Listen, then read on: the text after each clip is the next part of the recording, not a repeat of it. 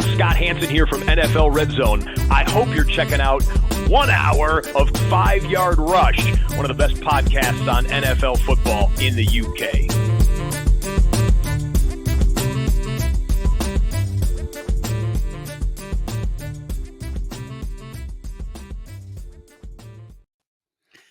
Good morning, Rush Nation. Here we are, FFCC day, exciting day for me, hopefully for all of you that are playing in this, all 324 of you.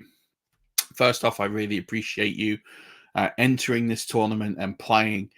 Means the bottom means so much to me, this charity, and just all the money that we've raised for charity. You know, we've raised close to £32,000 since we started running this tournament 6 years ago, 5 years ago, which is just an enormous amount of money. And this year's the best fundraising year we've ever had. We're approaching £6,400 raised for Crohn's and Colitis UK, and it's a lot of money to help a really important organisation, one that's really important to me in particular. So first off, I really appreciate all of you on that. But it is the day. You know, many people tell me this is the hardest tournament out there, which I take pride in. But it is a difficult tournament. This isn't just a case of drafting a good team and hoping it runs through. There's a lot of different factors to consider. It's a knockout competition almost from the start. It's 2 bad weeks and you're out of this thing, regardless of how good your team is. So you have to take into consideration positional values. You have to take into consideration bye weeks. A heavy stack on a team when it gets to that team's bye week, you could be in trouble. You could be out of this tournament. So that's a really big, important factor in all of this. Is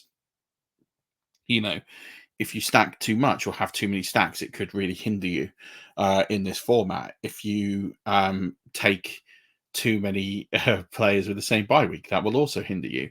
If you, shoot for the moon on all your players, I mean, that could really work. But if you've got high volatility, it's those down weeks that could see you be eliminated. So maybe there's a prudent option to take those more consistent, low, maybe lower ceiling but much higher floor players. The Consistency Guide by Bob Lung plays a big part in all of this, in projecting who is going to have a clutch game, who's going to have a really important game for you week in, week out, and who's going to have hit that floor that's going to allow you to progress. And then you've got the scoring on kickers, which leads me nicely on to the 2024 numbers, or 2023 numbers. So looking at the stats last year here on the screen, you can see that the quarterbacks, you got Christian McCaffrey was second, but you got the quarterbacks here were high up. CeeDee Lamb makes the entrance there, but then look, you're starting to see kickers drop in. Brandon Aubrey was the 7th highest scoring player in this format last year. He had 393 points. Then you can see here other QBs. Kyra Santos is in here, Jason Myers, and you see kickers here are starting to have a really big effect in here before we get to tight ends. So you're getting kickers before tight ends, and it's start 2 kickers, which is something that people probably sleep on, but it's really important. But you also look at Justin Tucker. Justin Tucker was the kicker 11 in this scoring format last year, and he finished 25th overall. And he got the same amount of points as Sam Laporta. So this is giving you the kind of numbers that you're going to get here. And you see here that actually the number one performing tight end wasn't Laporta, and it wasn't Kelsey. It was Ingram, due to the amount of volume that he had. So that's got to play into your mind. So there's a lot of strategy here in terms of the scoring and how this breaks down in this format. Running backs are elevated over wide receivers in this format. So there is a lot of different options that you've got to consider here when putting your draft strategy together. And so one of the things I have done, which will be somewhat helpful, but I don't know how helpful it will be in the overall strategy, is actually putting together my projections totals for this format, including kickers. The one thing I would say with the kickers in here is that I'm probably over conservative, and it's very hard to project the kickers because you've got a range of yards in which they will, where they're likely to sort of make their field goals. But it might be a range, but you don't know the exact yardage. I'm not going to be able to project what 40, 50 field goal yardages are going to be. So that's where it gets a little bit more difficult. So there is a bit of aggregated data in here which sees this number go down a fair bit. And so with that in mind, I would say that as much as I have kickers scored out in here, and you can see I've got Young Hoku as my kicker 1 in this format this year, he is quite a bit down. And we saw that we had 11 kickers in the top 25 of scoring. So there is some volatility here. And we saw that Brandon Aubrey had 390 points. I'm projecting the top kicker to score 310. So that's something to take into consideration when going through these. So these are projections. There is a level of floor that's built into these. And so with that in mind, that's got to be baked in. So you've got to look for the upside of those with the longer kicking yardages, those who are more successful from long range, and also the volumes. So you can see here there's a wide spread here. QBs sort of dominate this format early on, but there is a sprinkling of the tight ends up here. And the wide receivers are pushed down a fair bit in this format. So you can wait on wide receiver in this format versus the tight ends and the kickers. As you can see here, we're starting to see the sprinkling of the kickers here before many kickers are going well before total points, Chris Olave, Devontae Adams, etc. So you've got a lot of, so you'll see kickers go off the board early if people have read the scoring right, because they're going to have a much higher premium and much higher value. Don't forget, you're starting as many kickers as you are starting wide receivers. So right, there's flex places, so maybe not, but in the standard traditional lineup. So, taking the kicker in a third, fourth round is going to look wonky, but actually in the scoring format, it makes a bit of sense.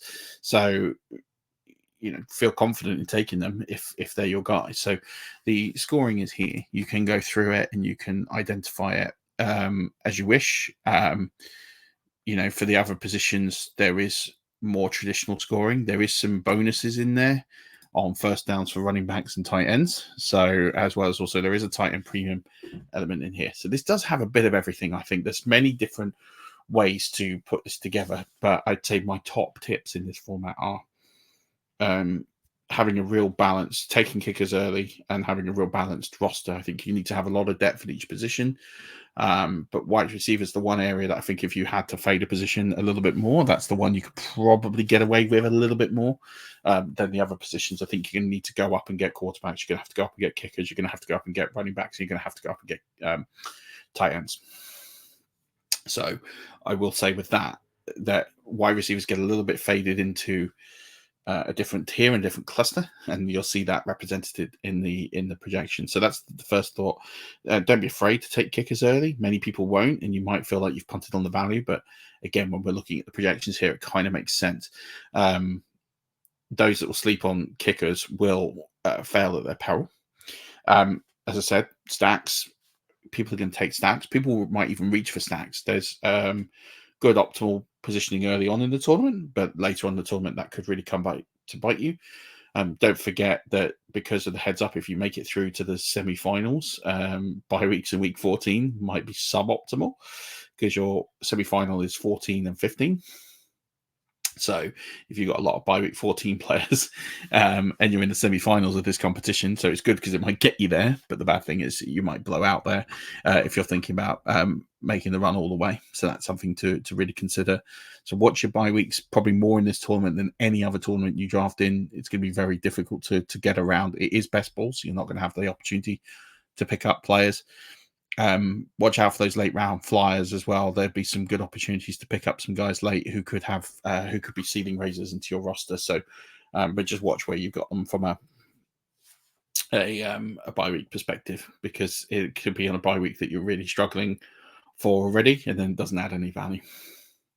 That's kind of it. It's really challenging. The format, as I put this morning and I put in the video last week, is 324 players. We lose 68 after week 1. So 68 players will fall into the Squid Game, and there'll be a random prompt they'll have to hit every single week to stay alive, or that will be eliminated. And then the remaining 256 players will fall into the main event. After week 3, which is a 2-week matchup, you will then The winners will advance in the main event. The losers will go into the Intercontinental Plate, and then the tournament will go on through there. So once you're eliminated from there, you will be eliminated from the tournament. So there's 3 different tournaments. It should mean everyone's got a few.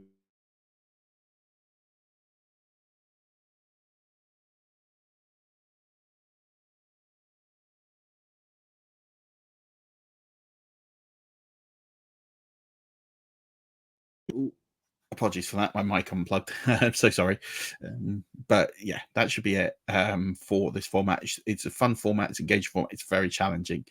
So I really appreciate everyone playing. I hope you enjoy the challenge. I hope you enjoy getting up against some great analysts. Keep the draft chats live.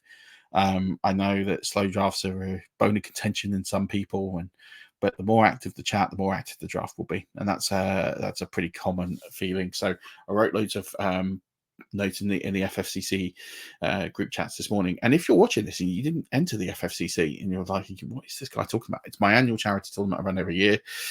You can message me and I can give you information about the 2025 tournament, or you can message me and there might be fallback space. So we boot people after 4 hours in the first round. So if they don't draft within the first 4 hours, then they will be booted. Unless they've let me know beforehand, then force a pick. So actually, there might be a couple of spaces. I do have a waiting list, so if you want to be added to that, you can leave me a comment in the YouTube comments, or you can DM me, and I'll pick that up. So, but that's going to do it for this one. I've just thought it would give you a bit of a breakdown as to the format and its unique challenges, and I will share this sheet in the YouTube comments, or in the YouTube description, so you will have access to this.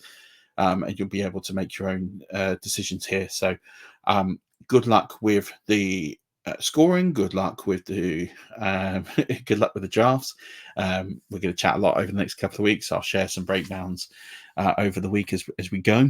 And just a heads up, there will be a Good Morning Fantasy Football tomorrow. It will be a pre-record. It'll be something I pick later on today. I've got the day off and quite a busy day, so I will be putting a show out there, but it'll probably be some more strategy points and things to think about. So stay tuned for tomorrow, and don't forget the listener leagues. So the listener league link is in here. Please do enter that. They are filling up nicely. We've got a couple of leagues that are very close to full. So if you want to get in on the listener leagues and get your first choice, then please do click the link here. But that's going to do it for the show. Thank you so much for playing and entering, and all the support you've given this show since we've started it. And I look forward to catching up with you all next week or later on in the week. And don't forget, as always, keep rushing.